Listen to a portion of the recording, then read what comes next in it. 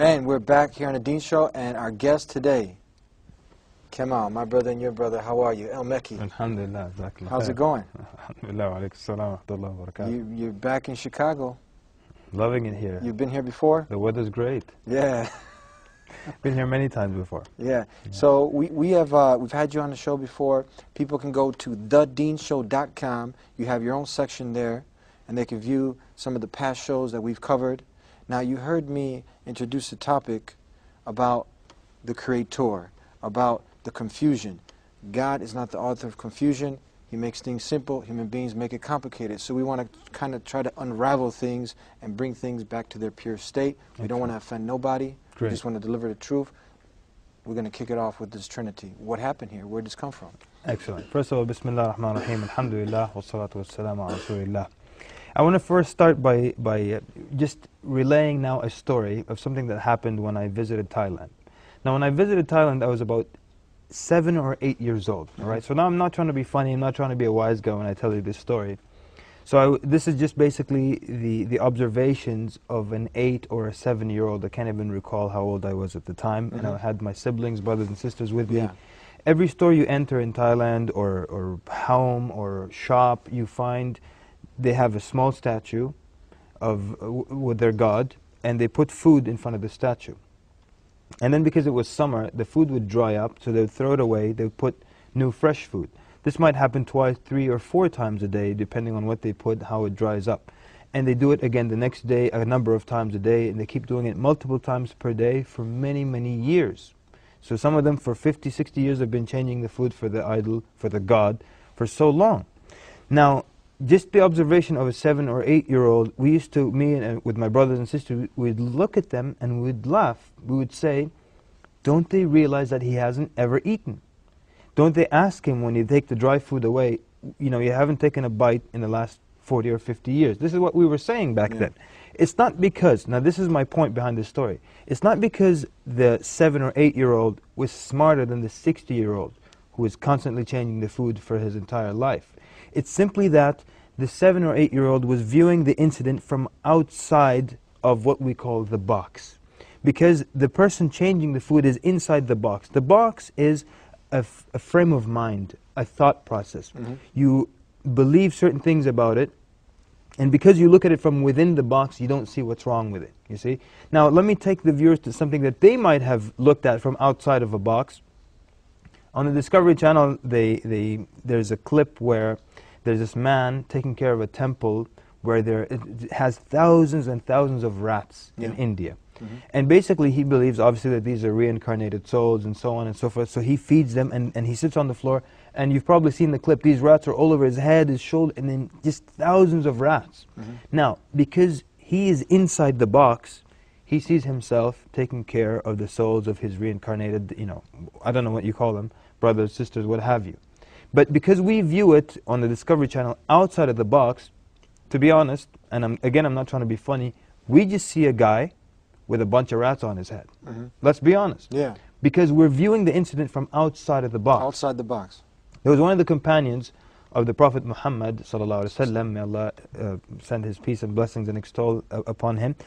His name was Amr ibn al-Jamuh, and he had an idol, and the first thing he would wake up in the morning, he would go to this god made of wood, and he would pray to it. His sons became Muslims, and they wanted him to see that this is just a wooden statue. So the first day, they woke up early and they threw it in the trash. So he was really upset, and he swore, if I found who did this to the idol, you know, I'll hurt them and do this and that to them. So he brought it, washed it, oiled it, and put it in its place again. The second morning they woke up before him, they threw it in the trash again. So he was so irate. He said, if I find out who's doing this to you, I will destroy them. Third morning, or third day, they took it and threw it in the dump. One narration says they tied it to the carcass of a dead dog. So he went looking for the god again, and this is a god that's supposed to bring him good, push away harm from him. He saw it in the dump, tied to the carcass of a dead dog. He looked at it. He said, if you, and actually the second night what happened, he put a sword. He hung a sword over the neck of the statue of this god and said, if they come to throw you in the trash, defend yourself. Third day he finds it attached to the body of a dead dog. He looks at it and he says, by Allah, if you could do any good for your own self, if you could do any good, you would have defended your own self. You would have done good for your own self, pushed harm from your own self. If you can't do it for your own self, how can you do it for me? What happened in this story is that his sons got him to step outside of the box. I don't know if you paint or you draw, yeah, but when you draw, they teach you to step back from your painting or from what you're drawing, just to get another look at it. Because sometimes when you're looking at something from up close, it's crooked, but you can't see it. Like when you write on a blackboard, your line is crooked, but you can't see it when you're up close. But when you step away, now you can really see very clearly. Yeah. So this is what we need people to do. People need to step outside of the box for a moment and look again, take another critical, unbiased, and analytical look at what they're doing and what they believe in. Does it make sense when you step out of the box? And now this is the introduction before we start talking about the Trinity. Because the Trinity, as much as some people on earth firmly and strongly believe in it, I believe actually nobody really understands how it works. The concept of something, the three things that are one, even though they are physically separate items. And we don't have anything on earth that can be described in that similar manner. So what happens is, sometimes people need to just take a pause and step back and look at what they're believing in. Does it make sense when you take a step back or not? We did this one time. We had a discussion with 5 missionaries, and they were in charge of teaching Bible study at our university in Virginia. Yeah. And we started by getting them to think outside of the box. So we asked a simple question. The question was, is the Trinity 3 in 1 or 1 in 3? And basically, they were 5 missionaries, and they were teaching Bible study. They should know the Bible very well, but they were quiet. They were all looking down and thinking, was it 3 in 1 or 1 in 3? And I let them keep thinking. They kept thinking and kept thinking and kept thinking. And in the end, I had to give them the answer. I said, obviously you believe it's 3 in 1, because if you say 1 in 3, you're admitting to worshiping 3 gods. Suddenly all of them start saying, yes, you're right, yes, absolutely, you're right. Expound on that for a second.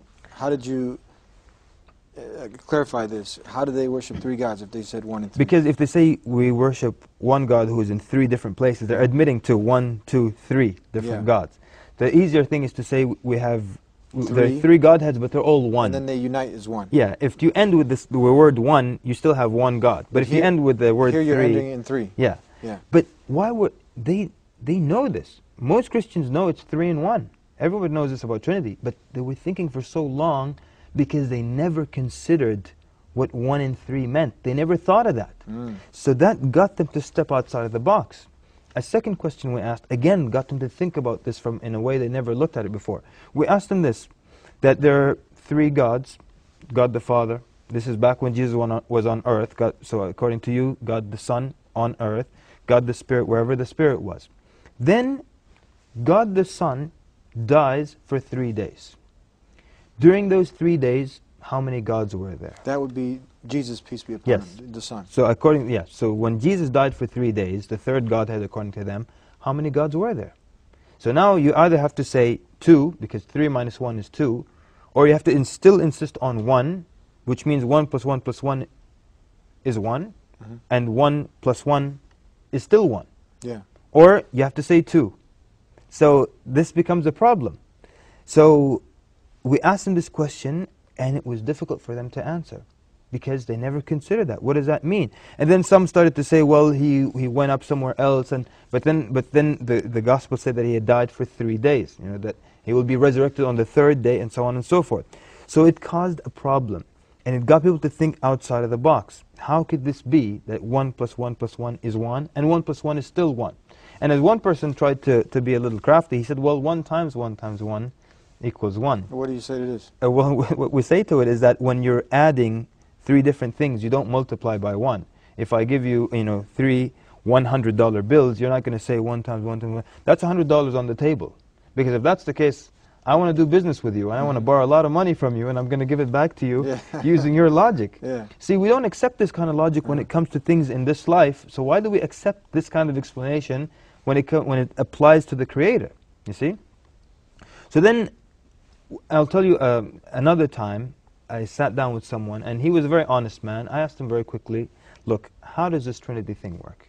And he was a very honest man. He said, look, nobody really knows how it works. He was actually a pastor, head of his church, And he said nobody really knows how it works.